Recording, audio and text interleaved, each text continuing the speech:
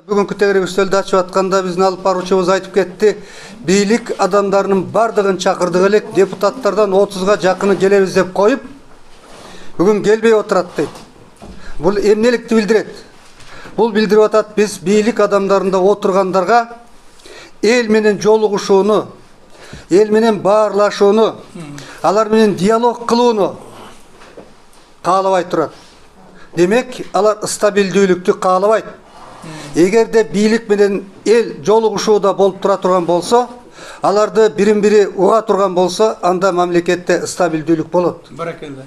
Мына ошондон кийин башка маселе чыгып атат да, биз кимди шайлап атабыз, кимге ишеним көрсөтүп атабыз деп. Мына азыркы жогорку кеңеш отурат, 120 депутат айтып атышат алар, бизди силер шайлаган эмессиңер. Ошон үчүн биз силерди укпай койсок деле болот дейт. Мына биздин мыйзамдын жеткен чеги ошол болуп атат. Андан кийин башка суроо болуп атат. Мына айтылды бүгүн эки адвокат каяка гана кайрылбагандыктарынын баарын айтып берди. Баары эле угат, укканда ооба туура дейт, а чечим башка. Эмнеликтен? Демек менде бүгүн ушундай күмөн пайда болуп атат. Ким бизди башкарып атат? Биз шайлаган президент башкарып атабы биздин мамлекетти? Биз добуш бергенсип шайлаган жогорку кеңеш башкарып атабы бизди? Же болбосо алар дайындаган өкмөт башкарып атабы? Менин оюмча таптакыр башка сырттагы күчтөр башкарып атат.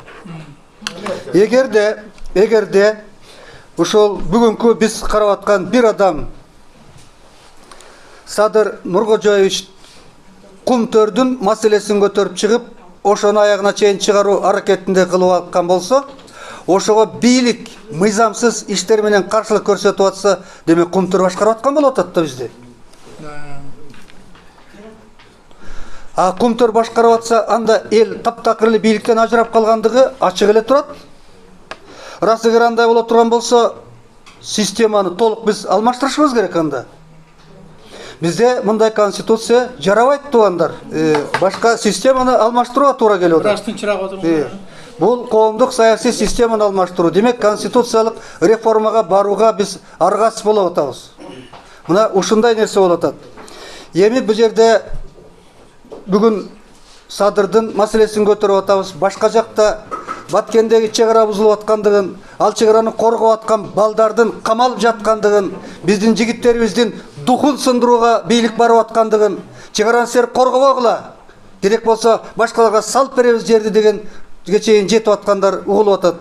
Ал эми ат башыда Нарын районунда биздин кен байлыктарыбызды мыйзамсыз элдин үнүн укпай, элдин каалоосун укпай, эл менен макулдашпай туруп, жерибизди, кен байлыктарыбызды башкаларга иштеткенге, бергенге, пайдаланганга берип жаткандыктарынын бүт бардыгы, бул айтып атат, дагы эле болсо бизди ким башкарып атканын биз билбей атабыз. Эл бийликтин ээсиби же, эл бийликтин ээси эмеспи деген бүгүн сөз туруп атат. Ошондуктан дагы бир нерсени айтып кетерим, жерден азыркы чыгып кеткен адвокат айтып кетти го. Соттор эчтеке чече албай калды деп. А мен ачык айтат элем. 2019-жылдын 1-январына чейин прокурорлор дагы, соттор дагы, тергөөчүлөр дагы опердин заложниги болчу. Опер кандай жазып койсо, тергөөчү ошондой жасачу, а прокурор дагы ошону бекитип, сот ошойдон чечим чыгарып калган. Бүгүнкү күндө азыр 2019-жыл 1-январдан баштап сот дагы, прокуратура дагы тергөөчүнүн заложниги. Эгер тергөөчү мындай жазып койсо, аны оңдоп койгонго алардын кудурети жетпейт. Анткени себеби бизди башка адамдар башкарып, анын үстүнө коррупцияга ушунчалык батып кеткендигинен мамлекетибиз бири-бирине ишенбейт. Эгерде прокурор оңдоого аракет кылса, тергөөчүнүн жазганын, прокурорду күнөөлөйт, сен паракорсуң деп. Прокурордун жазганын сот оңдойн десе, сотту сен паракорсуң дейт. Мына түбү ушул алып келди бардыгын.